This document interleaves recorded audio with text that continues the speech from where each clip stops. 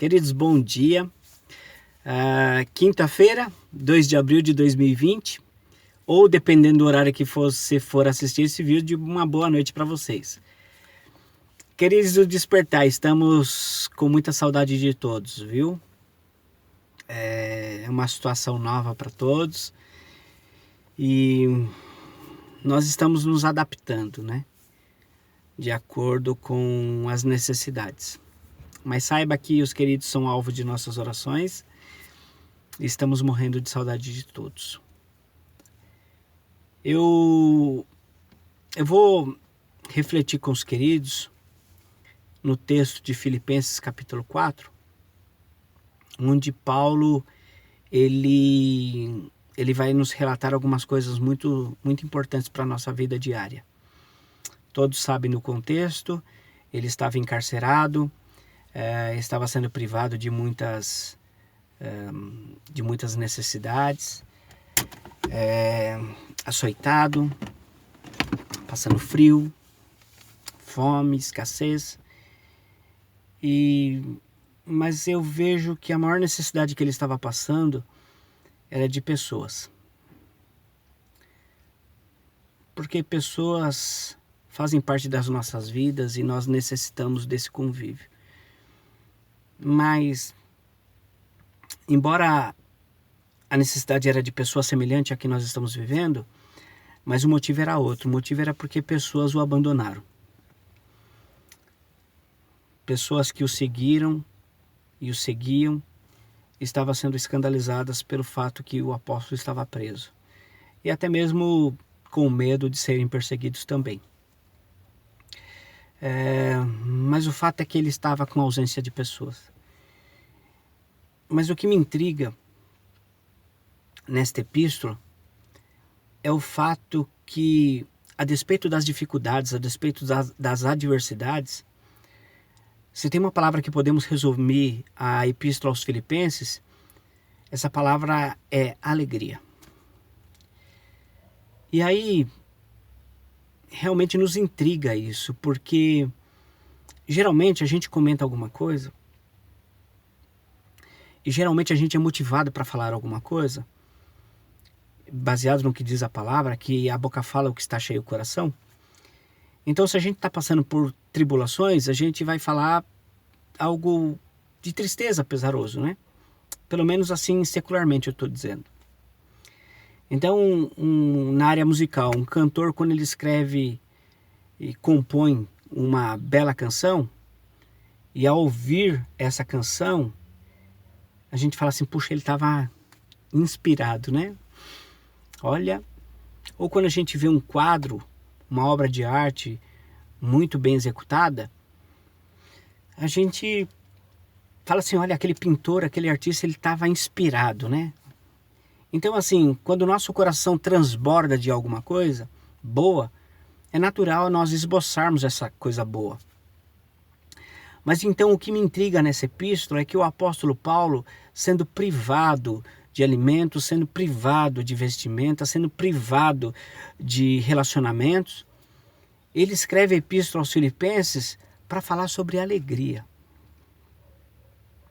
E aí é algo que trava a nossa mente, porque a gente não consegue entender muito bem isso. Ele poderia estar amargurado, ele poderia estar rancoroso, ele poderia estar com a sua fé abalada, ele poderia estar murmurando, ele poderia estar jogando a toalha, ele poderia estar questionando o Senhor com os porquês, né? Mas não, ele é persuadido pelo Espírito Santo de Deus a escrever aos Filipenses sobre alegria. Mas a gente precisa entender que tipo de alegria o apóstolo Paulo estava escrevendo à igreja de Filipos e também à igreja contemporânea. Aí a gente precisa definir o que é alegria, porque a alegria que nós conhecemos secularmente não é a alegria bíblica. Vou dar um exemplo para vocês.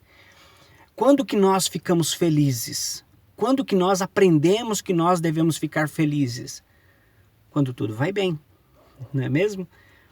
Quando eu estou no azul, no meu cheque especial, quando eu tenho um bom emprego, quando eu tenho uma família abençoada, quando eu tenho amigos ao meu redor, quando tudo vai bem, eu estou alegre. Esse é o tipo de alegria que o mundo nos apresenta. Mas não é alegria bíblica, porque esta alegria que o mundo nos apresenta, basta uma queda de uma pecinha desse dominó e desencadeia vários outros tipos de problemas. Aí aquela pessoa que amava não ama mais. Aquela pessoa que caminhava junto não caminha mais. Aquela pessoa que tinha um bom relacionamento não tem mais. Porque mudaram as circunstâncias. Compreende? Então essa é a alegria mundana. E essa alegria mundana é diabólica, porque ela é temporal. Ela é temporal. E tem uma grande diferença de estar feliz e eu sou feliz. O estar feliz é algo momentâneo, é em conformidade com a situação, com o momento que eu estou vivendo. O eu sou feliz é a despeito das circunstâncias. Ou seja, eu sou feliz porque Cristo me amou. Porque Cristo me resgatou das trevas para a sua maravilhosa luz. Porque eu tenho entendimento que ainda que as aflições desse tempo presente são agudas, elas não se comparam com o que está reservado para mim na glória. E o que está reservado para mim na glória? Olha, eu não tenho vocabulário, eu não tenho condições de expressar para vocês o que está nos reservado na glória. O que eu vou falar para vocês é que o texto bíblico, na pessoa de Paulo, quando foi elevado até o terceiro céu em espírito, ele presenciou coisas inefáveis, as quais não é digno o homem proferir, ou seja, as quais o homem não tem condições de expressar. Ele viu coisas maravilhosas e incríveis. Então essas coisas que estão reservadas na eternidade, que deve pautar a minha alegria. É algo maravilhoso. Ou em outra ocasião, o mesmo apóstolo Paulo, ele fala assim, olha, nem olhos viram, nem ouvidos ouviram, o que Deus tem preparado para aqueles que o amam. É algo maravilhoso, é algo tremendo. É algo que incomparável, é algo que nós não temos referências aqui nesse tempo presente, nesse mundo, para dar como referência. É impossível comparação. É impossível fazer qualquer tipo de alusão. É impossível fazer qualquer tipo de analogia. Então eu fico com o texto sagrado, que nem olhos viram, nem ouvidos ouviram, nem jamais penetrou em coração humano o que Deus tem preparado para aqueles que o amam. Então isso é pautado da nossa alegria.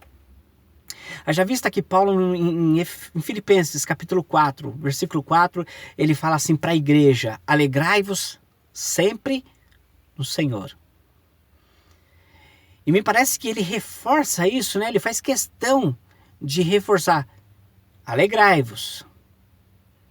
Outra vez digo, alegrai-vos sempre no Senhor. Então é essa alegria que o apóstolo Paulo, mediante as adversidades, estava tentando, querendo e persuadindo a igreja de Filipos para que eles pudessem caminhar no mesmo norte, para que eles pudessem olhar para a mesma direção de Paulo. Porque as adversidades do tempo presente, esse confinamento que nós estamos passando, essa escuridão iminente, ela não se compara com o que está preparado para nós na glória futura, na glória eterna. Não se compara. Vamos ter uma visão pessimista aqui, queridos. pessimistas e otimistas ao mesmo tempo. Vamos pensar que nós venhamos a viver 150 anos. Isso é uma visão otimista. Vamos pensar que nós vamos viver 150 anos. Beleza. Qual que é a visão pessimista? Vamos pensar que esses 150 anos seja de total sofrimento, de todo tipo de sofrimento, todo tipo de enfermidade. Desemprego, acidente,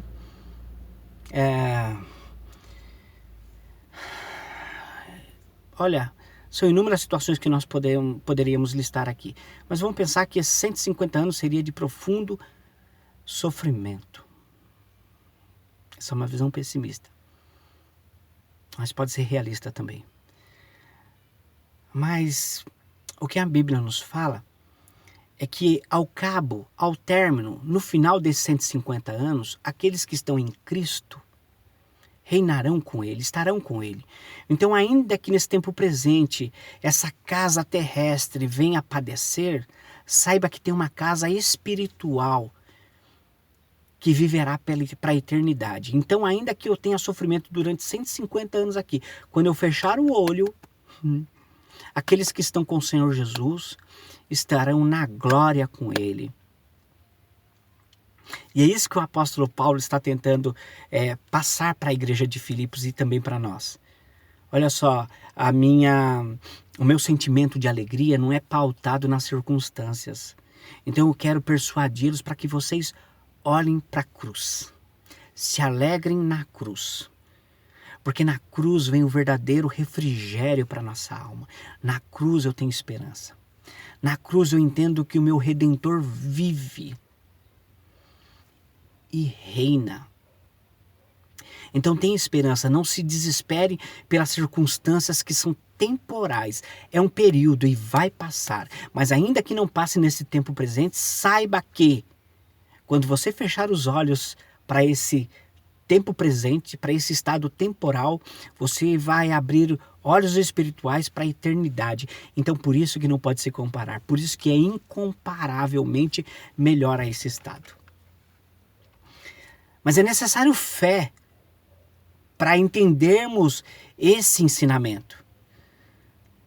Porque é igual poupança, né? Poupança é um hábito. Então você poupa para um dinheiro que você provavelmente vai usar lá na frente. E por que na maioria dos casos nós temos dificuldade? Porque eu quero hoje, eu quero agora, eu quero usar agora, então eu não quero esperar. Então, quando nós transportamos isso também para o campo espiritual, é como se você falasse assim, olha, eu preciso de fé. Eu preciso de fé para entender que esse tempo presente é algo temporal, que ele vai passar, que está me reservado um tesouro nas mãos de Cristo para a eternidade. Então essa é a visão do apóstolo Paulo. E por isso que no decorrer do capítulo 4 ele fala assim, pois eu aprendi a viver em toda e qualquer situação. Tanto sei estar humilhado como também ser honrado. Em todas essas coisas eu sou mais do que vencedor. E aí no versículo 13, né, ele relata aquele versículo que é bastante conhecido, eu posso todas as coisas naquele que me fortalece. Nós podemos todas as coisas naquele que nos fortalece. Nós podemos passar confinamentos, nós podemos passar por desemprego, por enfermidades, mas essa alegria que foi colocada pelo Espírito dentro dos nossos corações, ninguém pode tirar, ninguém. E é esta alegria que é bíblica, porque ela não é pautada em coisas temporais, em coisas passageiras. E é interessante que quando ele fala assim, eu aprendi a viver em toda e qualquer situação, é algo bem relevante, porque o aprendizado é duro. É fácil você caminhar para cima.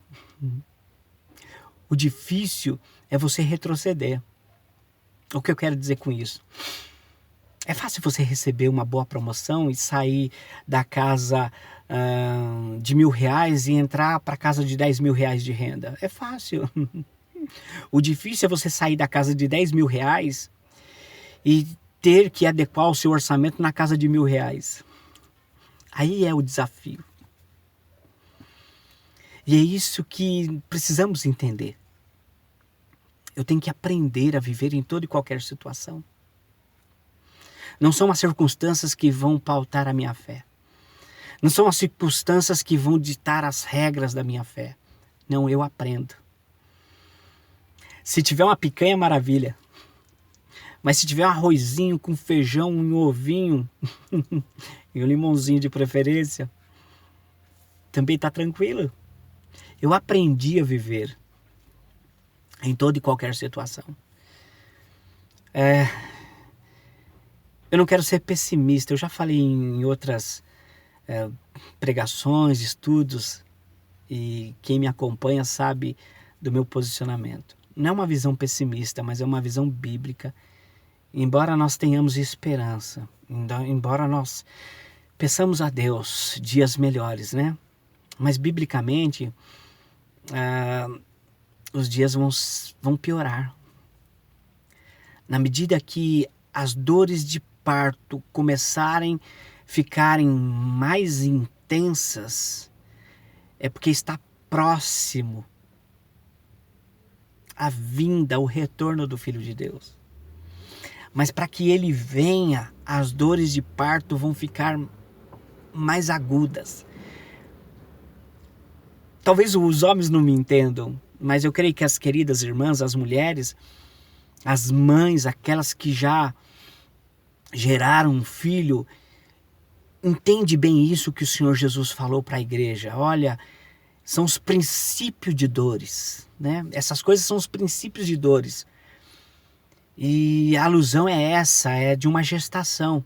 Mas na medida que se aproxima o nascimento, na medida que as dores vão ficar mais agudas, mais intensas.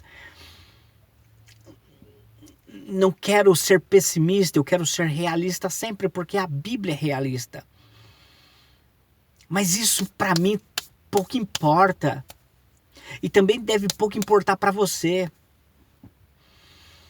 Porque eu sei que o meu Redentor vive.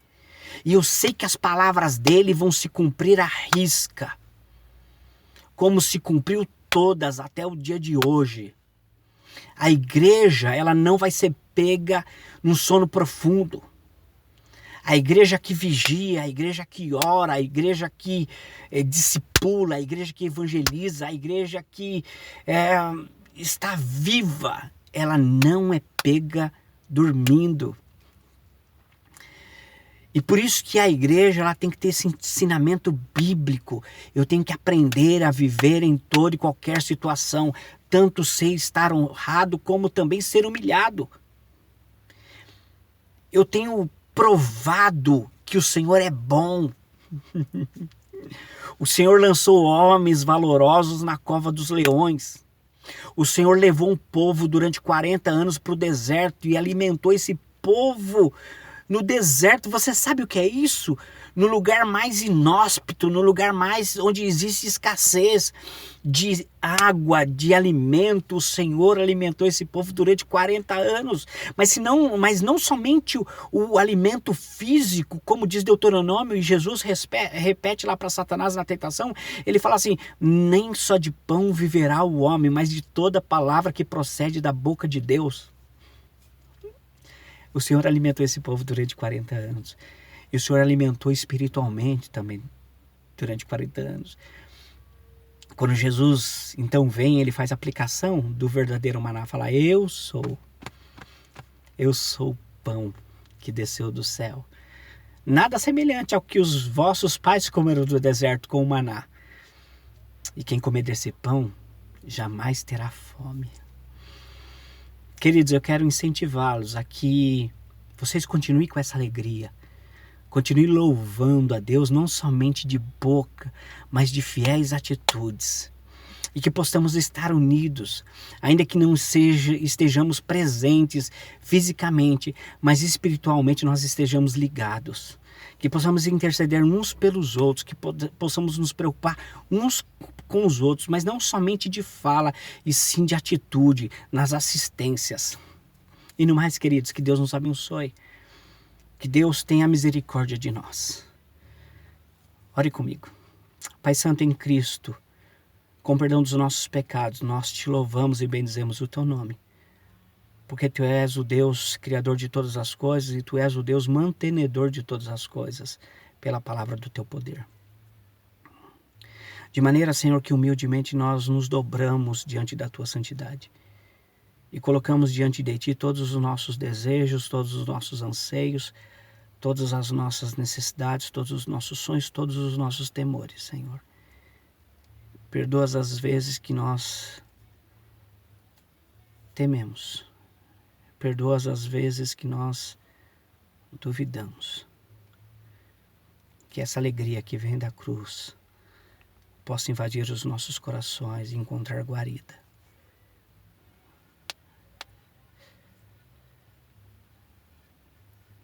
Abençoe teu povo, espalhado pela face da terra. Obrigado, Senhor, porque o Senhor não tem nos tratado conforme os nossos pecados. Pelo contrário, a tua graça, ela superabundou. Visite aqueles queridos que estão debilitados. Visite, Senhor, aqueles queridos que estão carecendo de alguma necessidade. Nos use para a glória do teu nome. Com perdão dos nossos pecados. Que Deus nos abençoe.